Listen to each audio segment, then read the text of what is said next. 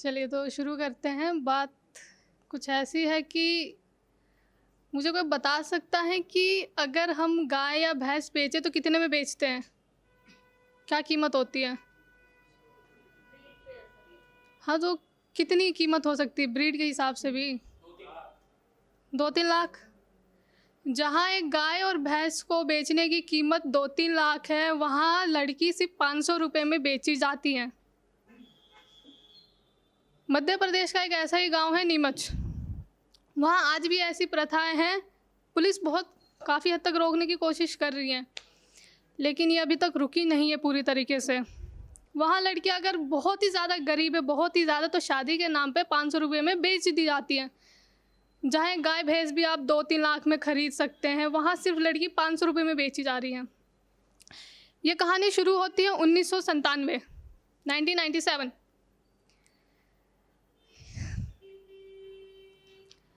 नीमच गांव के 3 sarpanch, 2 police officer और एक हवलदार एक ही दिन में मारे हुए जाते हैं। एक ही दिन में 5 ख़त्म। पीछे एक नाम रह गया है कि हुकुम, किनको मारा किसने? हुकुम। पीछे सिर्फ एक ये नाम है। कौन है, कहाँ रहता है, क्या करता है, कुछ नहीं पता। लेकिन आप सोचे, जहाँ पे 3 सरपंच, 2 पुलिस ऑफिसर और एक हवलदार एक ही दिन में मारा गया हो, उस गांव की क्या हालत होगी? और उससे भी ऊपर वहाँ रहने वालों को कोई फ़र्क ही नहीं पड़ता। मतलब एक इंसान की जान की कीमत कुछ नहीं थी वहाँ लोगों के नज़रों में। बहुत हैरानी की बात है ये।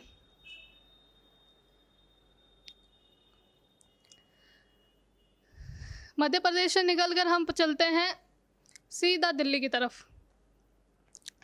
दिल्ली में चांदनी चौक की गली में भागता हुआ शिवा पहुंचता है अपने दोस्त के पास और कहता है कि मैंने आज 3-4 लोगों को हुकुम के नाम से बात करते हुए सुना है। मैं तो बहुत बड़ा फ़ैन हूँ हुकुम का। उसका दोस्त झल्ला कर कहता है कि तू कैसा आदमी है जो इतने सारे खून कर रहा है, तो उसका फ़ैन हो कैसे सकता है? तो शिवा पूछता है, मुझे बताएगा कि उसने किस किस का खून करा है और उसने करा भी है कि नहीं करा है, क्योंकि अफवाहें तो बहुत सारी होती हैं। तुम्हें जो ना पसंद हो उसके नाम पे तो कितने इल्ज़ाम लगा दो, क्या फ़र्क पड़ता है? तो तू मुझे बता कि पहले खून किस किस का करा है। आज तो ये फैसला कर ही लेते हैं। कह रहे तो सुन नहीं रहा, पुलिस ऑफिसर मार दिए, ये मार दिए, वो मार दिए, दिल्ली में भी बहुत आतंक मचा रखा है, मुंबई तक पहुंची हुई है, क्या बात है ये? तो उसने बोला कि दिल्ली के जिस पुलिस ऑफिसर को उसने मारा, उस पे केस चल रहे थे पोस्को का। जानते हैं आप? सभी जानते हैं। जिस एमएलए को मारा गया उस पे भी केस था। तो उसने अब तक जितनों को मारा सभी पे कोई ना कोई केस है ही। तो कह रहे वो इल्ज़ाम थे, साबित कहाँ हुआ था?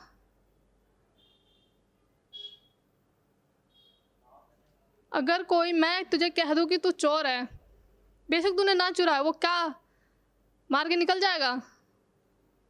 बात उसकी भी सही थी। बात तो उसकी भी सही थी। इल्ज़ाम तो कई सारे होते हैं। वही जो मैंने कहा, जो आपको ना पसंद हो लगा दो उन पे इल्ज़ाम। और सबूत, गवाह खरीदने मामूली सी बात है 2025 में। बहुत से गवाह खरीदे गए या नहीं खरीदे गए, ये कौन बताएगा और कौन दिखाएगा? लेकिन शिवा सिर्फ एक चीज़ अपने दोस्त से बार बार कह रहा था कि मुझे हुकुम से मिलना है किसी भी कीमत पे। भाई वो हुकुम है भी कि नहीं है ये भी नहीं पता हमें। किसी ने तो देखा भी नहीं आज तक, और ऐसे इंसान से मिलेगा तू? लेकिन कहते हैं ना कि जिद के आगे तो सब झुकते हैं।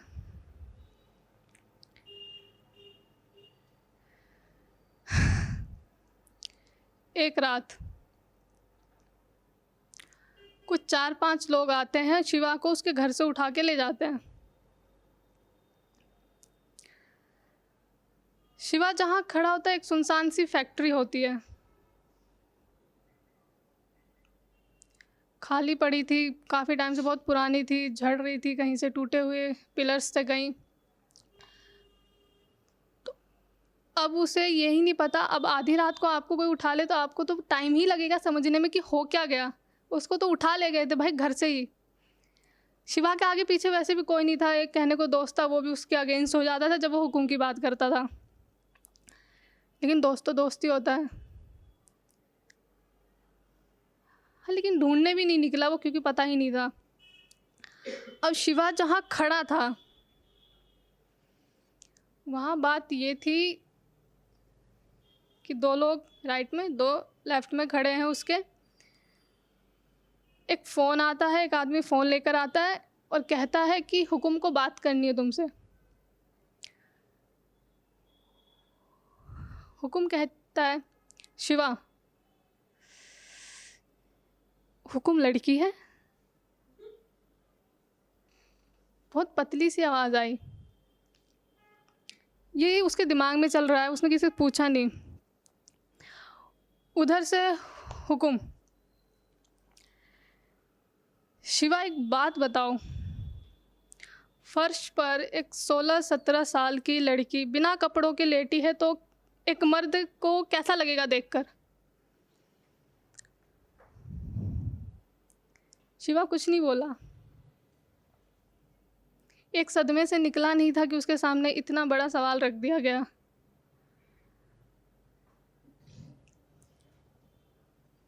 उस आदमी के दिमाग में क्या चलेगा जब वो एक बिना कपड़ों की 16-17 साल की लड़की को अपने सामने देखेगा? उस लड़की के आसपास कोई भी नहीं है। उस वक्त उस आदमी के दिमाग में क्या ख्याल आएगा?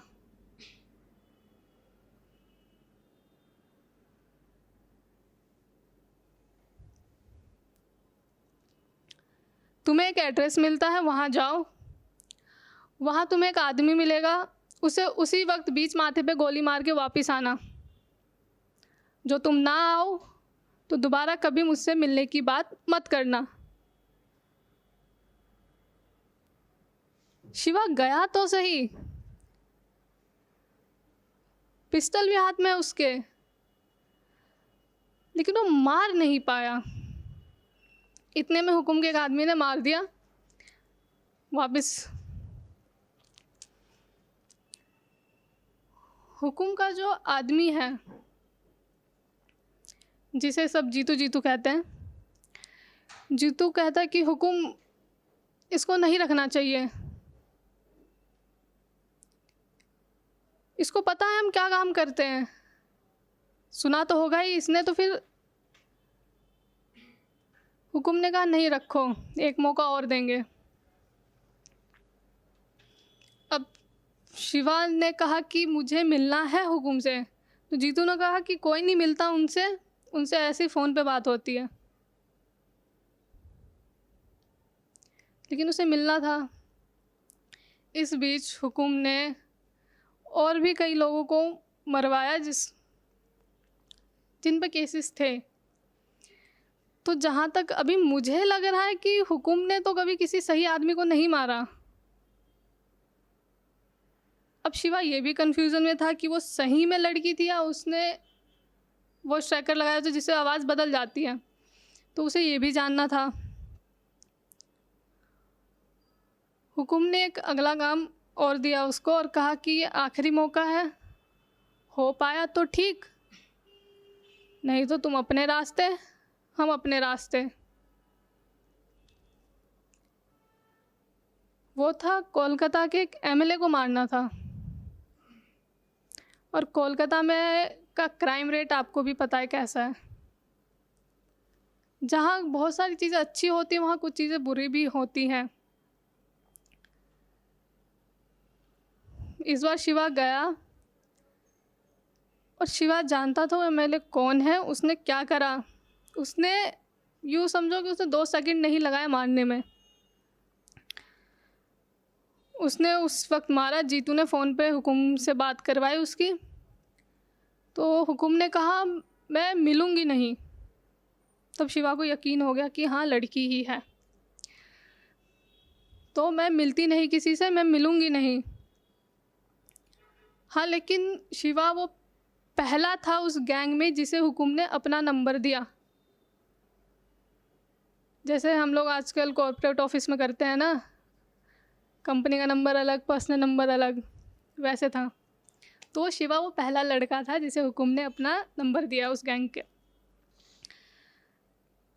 तो अब शिवा बहुत नौजवान लड़का है, ज़िद तो ज़िद ही रहती है कि मिलना है ये वो। उससे पहले जीतू को वो लड़का पहले से ही नहीं खटक रहा था, मतलब पहले से ही अच्छा नहीं लग रहा था, तो उसको खटक रहा था। तो यूँ समझो कि जैसे आपके पीछे पीछे आपका साया चलता है, वो वैसे चलता था।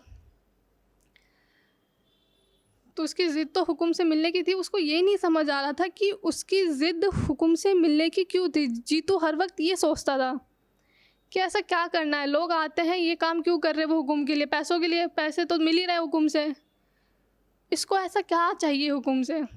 हमेशा डाउट में ही रहा जीतू शिवा को लेकर। एक रोज़ शिवा फ़ोन पे बात कर रहा था, पूरी बात तो नहीं, लेकिन जितना जीतू ने सुना वो ये था कि मैंने उसे कुछ गलत करते नहीं देखा। अब तक जितने भी लोगों के मारने के इल्ज़ाम है उस पे, वो सारे थे ही मरने लायक। बस हमारे देश का कानून ऐसा है कि सज़ा नहीं मिल पा रही थी। मुझे नहीं लगता कि इतने में जीतू कह रहा है किससे बात कर रहा हूँ। शिवा के थोड़े ना एक्सप्रेशन चेंज हो गए, वो थोड़ा घबराया, लेकिन फिर कहता माँ से बात कर रहा हूँ, माँ से बात कर रहा हूँ। अच्छा, माँ से बात कर रहे हो? नहीं, वो कह रही थी कि तुम हुकुम के साथ काम कर दो, कुछ हो जाएगा ये वो। तो वही मैं समझा था कि ऐसा कुछ नहीं है, वो बुरी नहीं है ये वो कह के चला जाता है। लेकिन जीतू को ये पता था कि शिवा के आगे पीछे कोई नहीं है, तो फिर उसकी माँ कहाँ से आई। तो उसका शक और बढ़ा।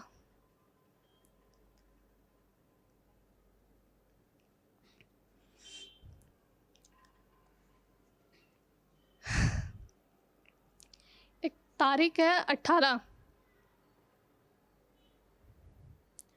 18 जून। उस दिन हुकुम मध्य प्रदेश जाती है, ऐसा उनके गैंग को पता है, तो किसी को लेके नहीं जाती। उसी दिन हुकुम ने शिवा को काम दिया था कि कुछ फिरौती के पैसे हैं, वो तुम्हें लेकर आने हैं।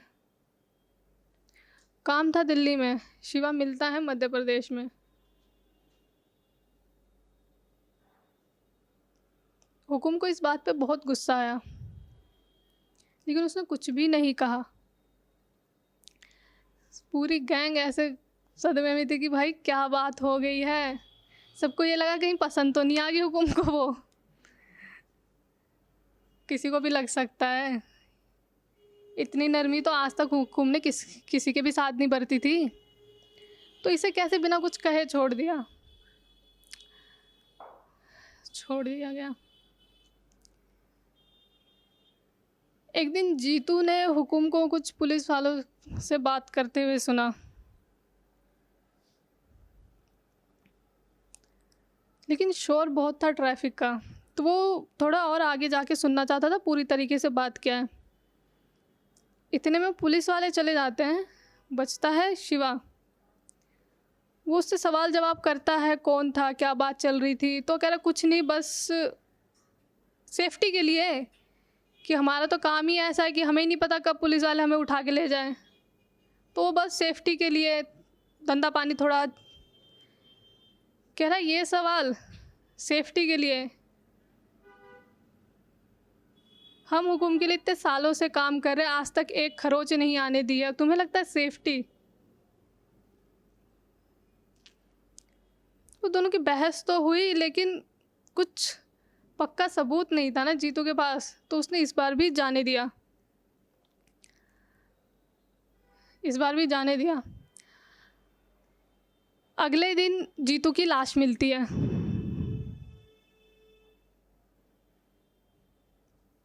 हुकुम को हैरानी नहीं थी इस बात पे।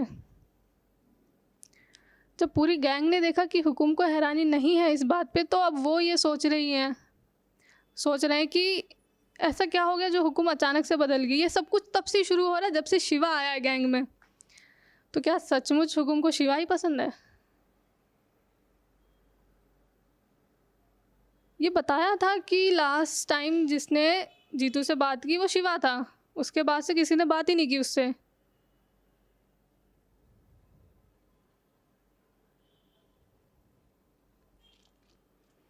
शिवा के फ़ोन पे एक फ़ोन आता है और उधर से, मैं मिलूँगी तुमसे, हुकुम थी वो। ठीक है, आज हम मिलेंगे, तुम मुझे वहीं मिलना जहाँ हम तुम्हें उठा के पहली बार लाए थे, और आज एक टारगेट और है, वो भी पूरा वहीं होगा।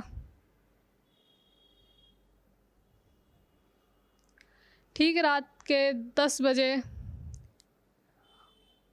हुकुम के हाथ में गन है, वो कुछ इस तरीके से खड़ी हैं, शिवा पीछे है, और तभी पुलिस के सायरन की आवाज़ आती है। एक लाश बिछी हुई थी पहले की, हुकुम अपना टारगेट पूरा कर चुकी है। ऐसा कभी नहीं हो कि हुकुम चूक गई हो अपने टारगेट से।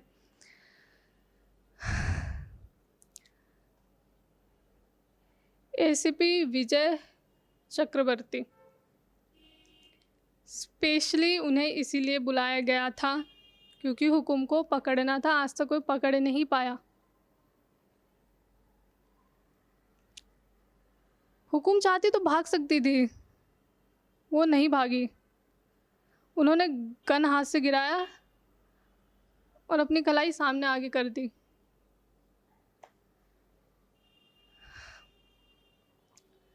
इंटरोगेशन सीन चल रहा है। यहाँ हुकुम बैठी हैं, सामने बैठे हैं एसीपी विजय चक्रवर्ती। हुकुम के हाथों में है हथकड़ी, टेबल के ऊपर उनके हाथ हैं। तभी एक हवलदार आता है, एक अच्छी खासी येलो कलर की फाइल लेकर, वो एसीपी को देते हैं, और एसीपी उस फाइल को सामने टेबल पर पटक कर कहते, ये रहा तुम्हारा काला चिट्ठा। तो हुकुम उर्फ ज्योति, तुम वो लड़की हो जिसने अपनी माँ बाप बहन को जला दिया।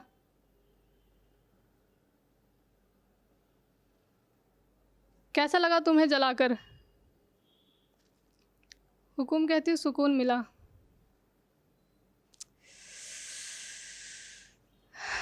कैसी बेरहम इंसान है, अपने ही माँ बाप बहन को जलाकर उसे सुकून मिलता है। तो क्यों किया तुमने ये? जो नॉर्मल सभी इसका सवाल होता है कि क्यों किया तुमने ये।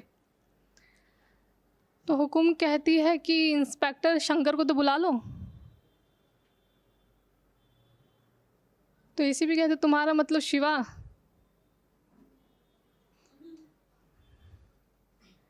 तुम्हारा मतलब शिवा? तो आपको क्या लगता है शिवा कैसे आया पुलिस में, जिसके आगे पीछे कोई नहीं, वो पुलिस में कैसे भर्ती हो गया? अच्छा, इंस्पेक्टर कदम को तो आप जानते होंगे।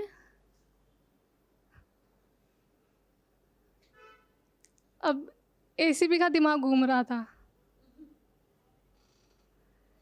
अब वो सोच रहा था क्या इंसान है भाई ये, लेकिन है तो एसीपी। तो उसने कहा, फिर उससे दोबारा पूछा कि क्या कैसे। तो हुकुम ने सिर्फ एक चीज़ कही कि सर मेरे अभी तक ना सारे टारगेट पूरे हुए हैं, मेरा सिर्फ एक टारगेट है अब। अगर बुरा ना लगे तो एक बार इंस्पेक्टर शंकर को भी बुला लें, क्योंकि मैंने आज तक उसे जब से ज्वाइन करा उसने उसको सारे टारगेट बताए हैं, तो ये वाला टारगेट भी तो उसी को बताऊंगी। इतने में हवलदार भागता हुआ आता और कहता कि सर बाहर बहुत भीड़ हो गई है लोगों की, बहुत ज़्यादा भीड़, संभाले नहीं संभाले। कह रहे कौन है ये लोग? कह रहे हुकुम के लिए आए हैं। हुकुम के चेहरे पे एक अलग ही मुस्कान थी, घबराहट तो कभी थी ही नहीं उसके चेहरे पे। तब जब उसने पुलिस को देखा, जब वो एसीपी को सवालों के जवाब दे रही थी, एक अलग ही चमक थी, एक अलग ही चीज़। तब हुकुम कहती है कि जाइए संभालिए भीड़ को। इतने में शिवा आता है, नहीं इंस्पेक्टर शंकर ठाकुर आता है।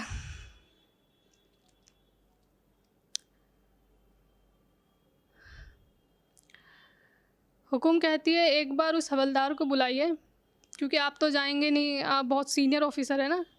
तो इसमें कहते क्या है? तो हुकुम कहती कि बाहर जो भीड़ है ना, उस भीड़ में सिर्फ एक बच्चा होगा, सारे नौजवान हैं लेकिन सिर्फ एक बच्चा होगा। अगर आपको जानना है मैंने क्या कैसे और कब कब करा है, किस तरीके से और कौन था साथ मेरे, तो जाइए। सिर्फ एक ही बच्चा है वहाँ उस भीड़ में, उसकी राइट पॉकेट में एक पेन ड्राइव है, वो पेन ड्राइव ले आइए। एसीपी को ये बात सच तो नहीं लगी, लेकिन ऑप्शन भी नहीं था उसके पास, उसने भेजा। तो हुकुम कहते पूरी बात तो सुन लो, वो पेन ड्राइव देगा नहीं इतनी आसानी से। कोई चॉकलेट वॉकलेट ले जाना और कहना कि हुकुम ने कहा है देने को। और ये बात सही थी, उसने दिया नहीं। उसने इतनी टाइट अपनी पॉकेट, अपनी पैंट को पकड़ा हुआ था और इतनी चीखें मार रहा था कि वो भीड़ जो थी शायद उस हवलदार को मार देती जो लेने गया था। उस भीड़ में से एक ने कहा कि जो भी चाहिए, जो भी तमीज़ से मांगो तो मिलेगा। वो हवलदार वापस आता है, एसीपी कहता है कि लेके जाओ यार, थोड़े एक दो चॉकलेट लेके जाओ, कह देना हुकुम ने बोला है देने को। वो चाहता नहीं था ना ये बोलना, उसकी ईगो हर्ट हो रही थी ना, लेकिन ऑप्शन भी नहीं था। पेन ड्राइव उसके लेकर आता है हवलदार, इतने में शंकर भी आ जाता है। तो एसीपी कहता है कि तुम्हारा टारगेट वैसे अब पूरा नहीं होगा, क्योंकि अब तुम यहाँ हो और अपने गुनाह के सारे सबूत तुमने खुद ही दे दिया। तो हुकुम कहती है सर टारगेट तो मेरा पूरा होगा, या तो वो आपकी सरकार मारेगी उसे या वो खुद अपने आप को मारेगा, टारगेट मेरा पूरा होगा। एसीपी के दिमाग में भी 3 सवाल थे। पहला कि एक ज्योति हुकुम कैसे बनी, दूसरा अगर वो उसने शंकर को पुलिस ऑफिसर बनवाया है, लगवाया है, तो वो सब कुछ पहले से जानती थी, तो सब कुछ होने कैसे दिया। फिर उसे ये भी पता होगा कि वो पुलिस के साथ है, सारे सबूत भी वो पुलिस को दे रहा होगा, तो उसने ये होने क्यों दिया। और तीसरा कि कौन सा इंसान इतनी बेरहमी से अपने ही माँ बाप और बहन को जला देते हैं। ये 3 सवाल थे जिसके जवाब अभी एसीपी को जानने थे। और हुकुम,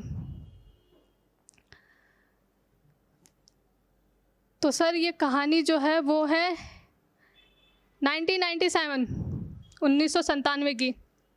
धन्यवाद। सेकंड पार्ट का वेट करें।